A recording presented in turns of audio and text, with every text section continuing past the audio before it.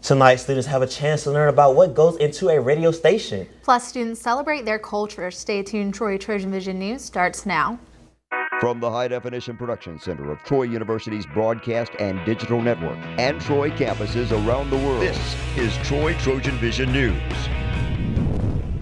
Hello and welcome to Troy TrojanVision News for November 21st, 2014. I'm Courtney Chandler. And I'm Haley Greathouse. Thank you for joining us this evening. Continuing International Education Week, last night students from around the globe had a chance to showcase their talents at the annual ISCO Festival. The International Student Cultural Organization held their annual festival Thursday night, and this is a big event for Troy's international community. Today we were celebrating the Trojan spirit around the world. It allowed for us to just be one, like we are Trojans one and all. Somebody else told me this and said it's the event of the year. This is such a good time to gather together from all over the world. The ISCO members appreciate all the support shown for the organization and students. I appreciate all these people that they came to visit us because we work hard really and we enjoy this process. But the festival is more than just a performance. Kids from all over the world come together to help each other put on an evening of music, songs, dancing, but more than anything, lovely coexistence. The festival brings together students and helps form bonds. It's my opinion, it's very different. It's good, and you have a lot of friends international, a lot of Americans. The ISCO Festival brings American and international students together, and audience members say they have a hard time choosing their favorite part. I think all of them. I think my favorite part is just everything from A to Z. Actually, I can't tell. And Troy being an international university means a lot to the students. For me, it means that I can be a global leader leaving this campus. I can go out into the world despite meeting different people from different backgrounds. I'm able to teamwork with them. I'm able to just appreciate their culture and their differences. Today was the last day of the International Education Week, but ISCO meets every other Thursday at 7 p.m. in the Hall of Honor. Troy University journalism students have a resource available to them that can both help them progress in their studies and meet other students with an interest in the profession. Colin Cahill takes a look at how the Society for Professional Journalists is doing both. Have you ever wondered what it would be like to work in a radio station?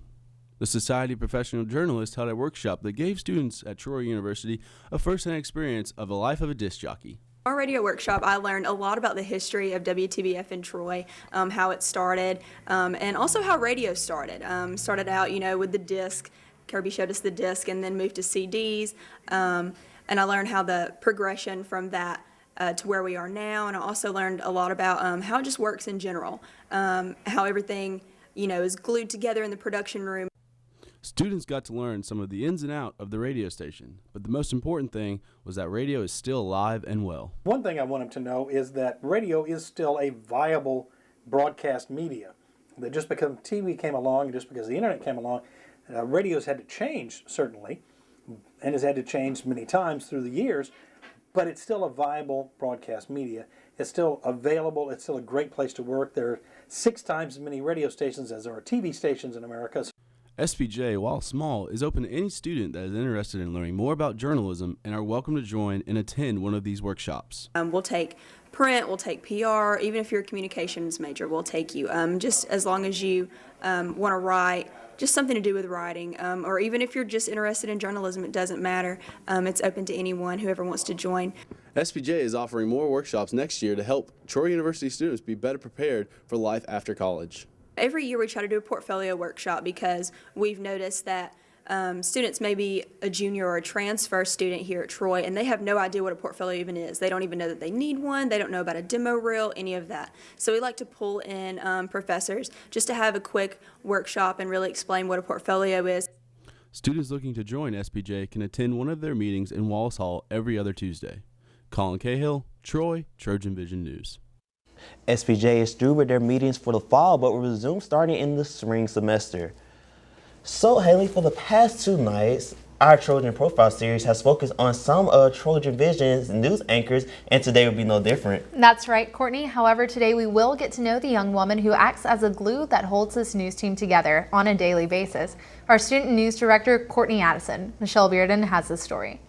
A lot goes on behind the scenes of a television newscast. Courtney Addison is one of the driving forces behind the Troy TrojanVision News production. I had the pleasure to get to know Addison better and learn what her duties as the student news director entails. My job requirements for TrojanVision, I'm here for every nightly show. I'm supposed to be here. I'm still required to do one package a week, just like any other reporter or anchor. If there's ever a question or a problem, students know they can come to me and I can kind of help them figure it out. Or if I can't figure it out, we'll go find Aaron. As the student news director of Troy TrojanVision News, Addison spends most of her free time down in the news studio making sure all aspects of production are met each day. I asked a few of Addison's coworkers how beneficial they think she is to Troy TrojanVision News. I love having Courtney around. She's a hard worker. When we have a news director, we expect them to be able to contribute a great deal to TrojanVision, and Courtney has definitely been a great student leader. Courtney is amazing. Whenever somebody has a problem, she's instantly there to fix it. She goes over and beyond what she needs to do for TrojanVision. As one of the driving forces behind the production at Troy TrojanVision News, one might think that Addison would have a long, successful career in news production. I asked her what her future career plans are after she graduates in December, and her answer might surprise you. I'm actually planning on going to law school, or that's, what I'm trying to pursue for next fall. I interned this past summer, and I loved where I was at, but I just kind of realized that this wasn't exactly the right path for me, and so, after lots of soul searching and really trying to figure out what I want to do, I want to pursue law, and I want to be an attorney. For anyone who may be interested in becoming a part of Troy TrojanVision News, Addison highly encourages you to come down to the Wallace Hall News Studio and see how a newscast is put together. Michelle Bearden, Troy TrojanVision News. This wraps up our Trojan Profile series. The stories in the series were produced by students in the Hall School of Journalism's Television News Practicum class. And now taking a look at news from around the state. Alabama unemployment rate has dropped to 6.3%, but it remains above the national average. Governor Robert Bentley announced Friday that Alabama rate declined from 6.6% in September to 6.3% in October. That's the same rate Alabama recorded a year ago. The October rate is higher than the national figure of 5.8%. Governor Robert Bentley wants Alabama colleges to identify students or instructors returning from Ebola-ravaged countries in West Africa. Bentley wrote in a letter to the college officials that students and instructors from West Africa may return home for the holidays to visit friends and family. And at least 120 workers in Huntsville could see job losses as work shifts on a new rocket. Boeing will issue layoffs notices Friday to 60 aerospace workers, including 50 based in Huntsville. Under the 70-hour contract, employees will be sent back to their own companies for possible layoffs. Still to come on Troy TrojanVision News, the women's basketball team had its first home game of the season. See how the team did when Amy Austin joins us with the sports. Plus, an inside look at how President Obama's immigration plan will affect immigrants. We'll have that story and more after the break. How the president's actions on immigration policy could impact one family here in Los Angeles. I'm Bigat Chaban. We'll have that story coming up. Hi, I'm Mia Hamm. As a professional soccer player, I know how rewarding sports can be and how quickly injuries happen. So I've teamed up with the American Association of Orthodontists to ask athletes to play it safe. With my years of training, I know what it takes to become an expert, and orthodontists do too. They're the experts who help people obtain healthy, beautiful smiles. Wear mouthguards, face masks, and helmets to prevent injuries. Keep smiling and visit braces.org. Nice.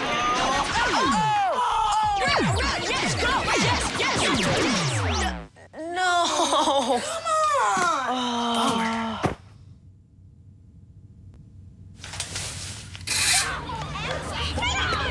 Oops. Yeah, sure. Let's go.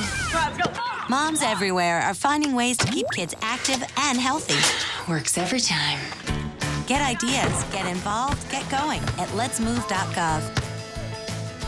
Now, the latest in Trojan sports on Troy TrojanVision News.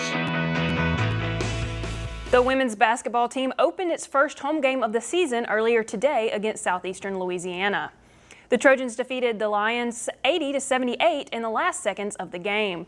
Troy's only leads came in the first few seconds of the first half and the final seconds of the second half. Headed into halftime, Troy trailed Southeastern Louisiana 42-25. But in the second half, the Trojans came back to outscore the Lions 55-36. Asada Maga led the way for the Trojans in scoring. She totaled 19 points, followed by Ashley Beverly Kelly with 14. And head coach Chanda Rigby said most teams would not be able to pull out a win after trailing so far behind.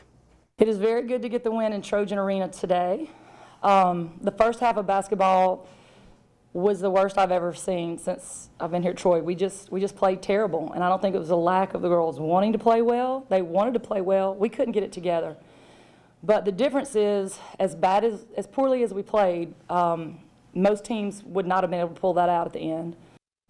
The women's next game will be on Monday as they head to Tallahassee, Florida to take on Florida A&M. The men's basketball team is looking to improve against SEC foes as it takes on Georgia tonight on the Bulldogs' home turf. So far this season, Georgia is currently 1-1 with the lone win coming against Stony Brook and the single loss coming from Georgia Tech. This will be the first time for the Trojans and the Bulldogs to meet, and assistant coach Marcus Grant knows Georgia is going to be a tough opponent. The basketball team, like I said, they last year they were 12-4 in their conference in the SEC, so that's a really good record. They returned 3 of their 4 leading scorers, so they pretty much have all their firepower back. So it's going to be a tough game for us, but like I said, we're excited about the challenge and how we rebound the basketball. I think will determine the outcome of that game. Tip-off for Troy and Georgia will be at 6 p.m. The volleyball team is looking to snap its losing streak as it heads on the road this weekend for the final 2 games of the season. The Trojans will head to Atlanta, Georgia to take on Georgia State. The 2 teams met earlier this season in Trojan Arena, where Georgia State swept Troy 3-0. And in order to defeat Georgia State, head coach Sonny Kirkpatrick said his team is trying to find flaws in the Panthers' defense.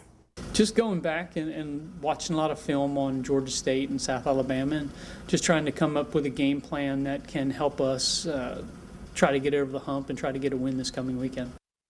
The Trojans will take the court tonight against Georgia State.